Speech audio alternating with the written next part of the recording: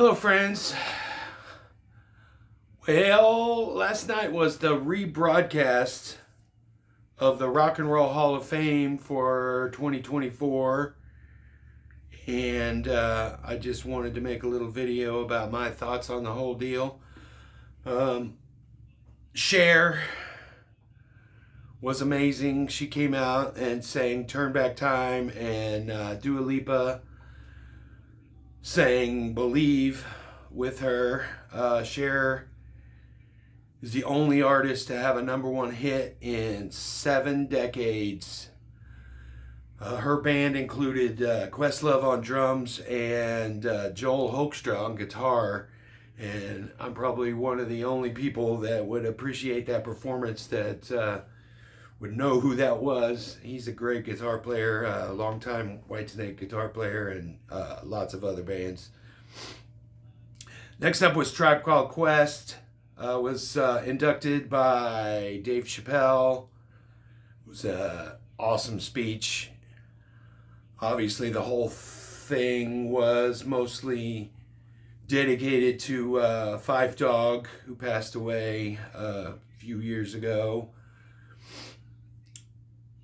Performances by The Roots, Queen Latifah, Common, and Busta Rhymes, who first came on the scene on the feature on Tribe's Scenario song, and Busta Rhymes just blew everybody away. First time we all heard that song, it was amazing.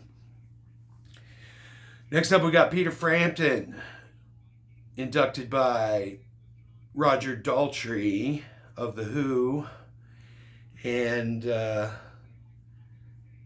he's still amazing. He's been trying to retire for a couple of years because he got some muscular disorder. It's a bunch of big words, but it's called IBM. And he's had to sit down for the last couple of years. But he thought he was going to have to stop touring. He keeps extending the tour for as long as he can still play. And even though he has to sit down now, he still plays like a demon. Peter Frampton is amazing. And I think he was snubbed a couple of times for the Rock Hall of Fame, but I think they know he's nearing the end, so they better get him in there. He was joined by Keith Urban, who's another smoking guitar player, and they did Do You Know How We Feel? Or is that what it's called? Do You Know How We Feel? Yeah, the one with the talk box thing and all that. It was a great performance. We got Mary J. Blige, who is not really in my wheelhouse, but I really respect her. She's the queen of R&B and the queen of hip hop, and she had 9 Grammys, an Emmy, and she was nominated for 2 Oscars, for one for actress and one for songwriter. It's the only person nominated for those 2 categories in the same year. Her performance, she had a couple people come out and sing with her. Like I said, it's not really my wheelhouse, so I didn't know any of those songs, but Kool and the Gang was formed in 1964. First really broke through 10 years later on their 4th album with Jungle Boogie. They were spearheaded the whole disco era. Had a huge career all the way through. 1984's Emergency album was their highest selling album.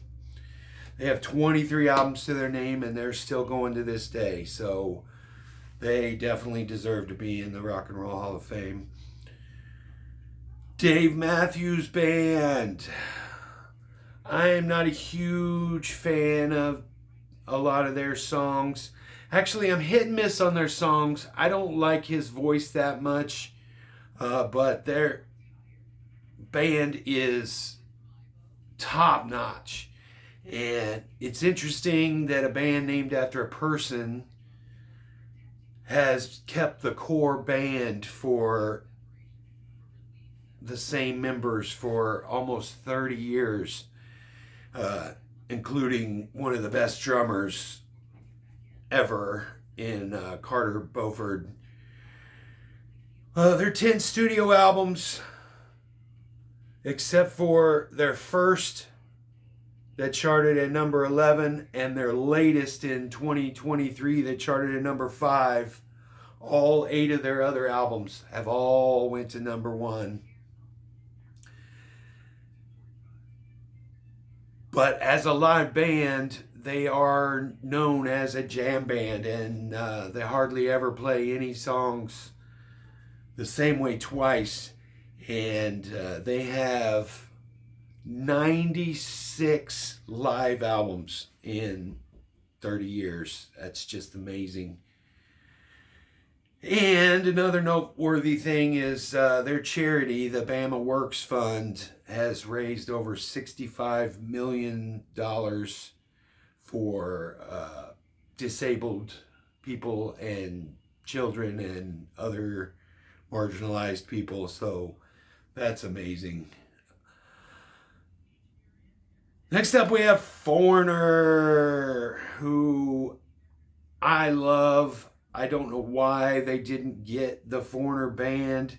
The whole thing seemed like kind of an afterthought, except for Sammy Hagar singing Hot Blooded.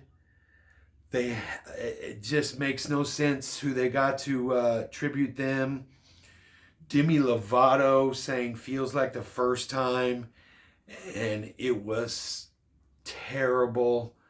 I missed that part on the rebroadcast. I don't know how much they showed on TV, but I'll explain why that's relevant when I get to the Ozzy section. But we had Kelly Clarkson, who is a great singer, but why is she singing Foreigner? It makes no sense. Sammy Hagar makes sense.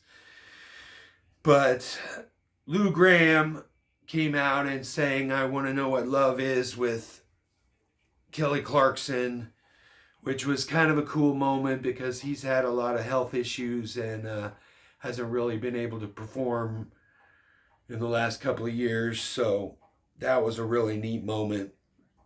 But the band included Chad Smith, who also played with the Ozzy band, and Slash plays through, I think, all 3 of the songs. And I didn't recognize anybody else that was up on the stage with him. But it was curious that they was missing main member and founding member Mick Jones and any other key members throughout their history. Like I said, it just seemed like the whole Foreigner thing was an afterthought, that they just didn't put too much energy into their induction, and it's kind of sad. It just, we'll talk a little bit later about the actual Rock and Roll Hall of Fame. The last was Ozzy, and that's really the main reason why I wanted to make this video. He was inducted by Jack Black, and it was just a super inspiring speech. He said everything that I feel about Ozzy. And Ozzy, obviously too weak to perform, sat on his throne on the side of the stage with Jack Black at his side, and watched all the performers and sang along. They kept showing him, those guys both just mouthing the words to the whole thing. I think Ozzy even had a microphone and he sang along on a couple of times. His speech was really cool. He mentions Randy Rhoads, obviously the key figure in the Ozzy world. He didn't mention any of the other people that he's played with over the course of his career, which is sad because obviously Randy Rhoads was a key element in the early Ozzy stuff.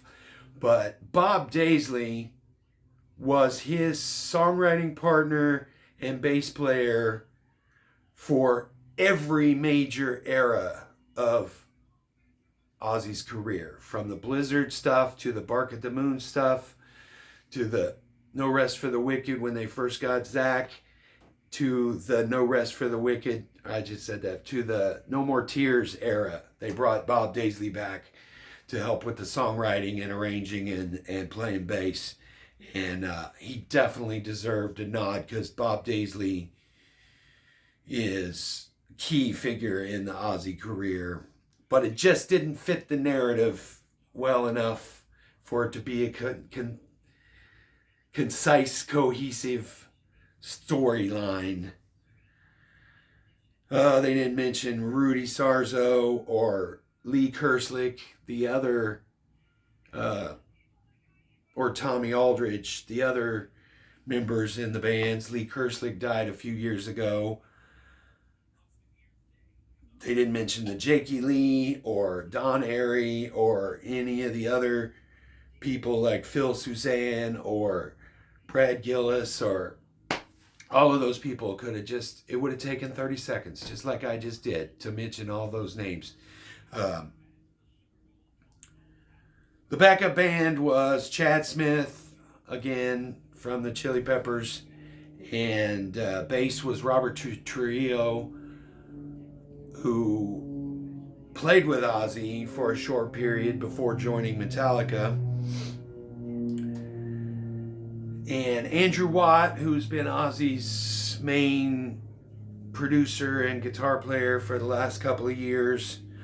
A lot of people online were kind of upset that they feel that he was kind of jumping around on stage and kind of was trying to steal the show. I didn't mind. He was just performing, and he was excited. I could tell he was excited about paying tribute to Ozzy, who he's worked with for the last couple of years. And keyboards was Adam Wakeman, who was the son of Rick Wakeman, longtime Yes keyboard player. I guess has been a member of Ozzy's working crew. I know they're not touring anymore, but he's been a part of his band for the last couple of years. But the songs, they came out with Crazy Train, with Maynard from Tool singing, and Wolfgang Van Halen on guitar, and it was really, really awesome to see that. Wolfgang killed it. Maynard was really good, but Wolfgang just killed it, and kind of solidified that whole thing between Eddie Van Halen and Randy Rhoads. He kind of brought that whole thing together because there was always the whole rivalry, frenemy kind of thing between who was better, Randy Rhoads or Eddie Van Halen, and seeing Wolfgang play that Randy Rhoads Crazy Train solo and throw in little Van Halen-isms, especially after the Taylor Hawkins tribute a few years ago where he came out and just destroyed those Van Halen songs. It was really neat seeing him do that. Then Zach comes out and they did Mama, I'm Coming Home, which the music was great, but they got Jelly Roll to sing it, and it was just so mid. And the reason I mentioned seeing the rebroadcast, because I watched the footage of this performance when it first came out in October, when it first happened, and Jelly Roll was awful. He could not sing on key, especially towards the end of the song when it goes into that whole the Andalusian cadence. And he totally dropped the ball. And on this rebroadcast, there wasn't those bad notes. They fixed it. Just like they fixed Alicia Keys' little voice crack at the Super Bowl last year, they fixed his bad notes on the rebroadcast, and I think that is bad look. Then Zach breaks into the No More Tears solo, walks out into the crowd and kills that No More Tears solo. And then Billy Idol and Steve Stevens come out and do No More Tears. And it was a good tribute. It was not that good of a performance, but Billy Idol is a legend, so I'll give him a break. But ultimately, it was a good performance and a good overall rock and roll tribute to all of these guys. There was some other bullshit categories like musical influence with John Mayall and Big Mama Thornton, and musical excellence, whatever that means, with Jimmy Buffett, the MC5, and Dionne Warwick. And besides Dionne Warwick, all of those artists have passed away, and most of them passed away this year. So I'm glad that they wanted to pay tribute to them. But what's with these side categories? I don't get it. Once again, I feel like it's just a way for them to, they just don't have a way for it to fit the marketing to have the appropriate spectacle of tribute for these people. So they just, they said, oh, they were important enough to throw in these side categories, but not important enough. Or, like I said, you could make a relative narrative about their career to sum it up in a neat little 5-minute package. So that's kind of bullshit. The Rock and Roll Hall of Fame in general is kind of a joke, and in performers' eyes and artists' eyes, for the most part, everybody kind of looks at it with a side eye, and it's just kind of a joke.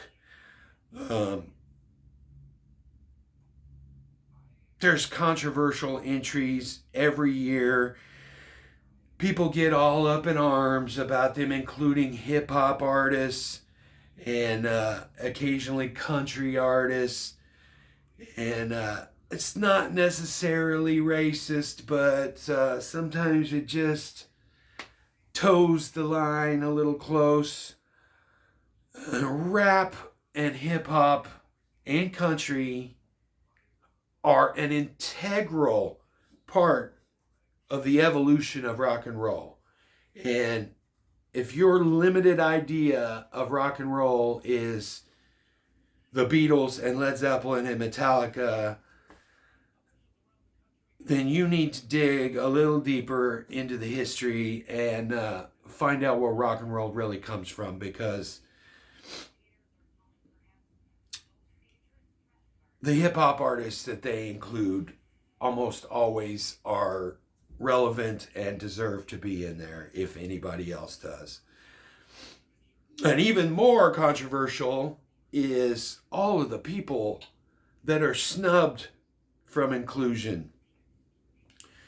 I mean, Iron Maiden, Rage Against the Machine, Sonic Youth, Soundgarden, Alice in Chains, The Scorpions, Outkast, The Pixies, Mariah Carey, White Stripes, and on and on and on and on and on. That's when I just stopped writing down the ones on the list. There's obviously, you can't include everybody. It's going to take some time for everybody to get in there. But some of these people just should have been in there years and years and years ago.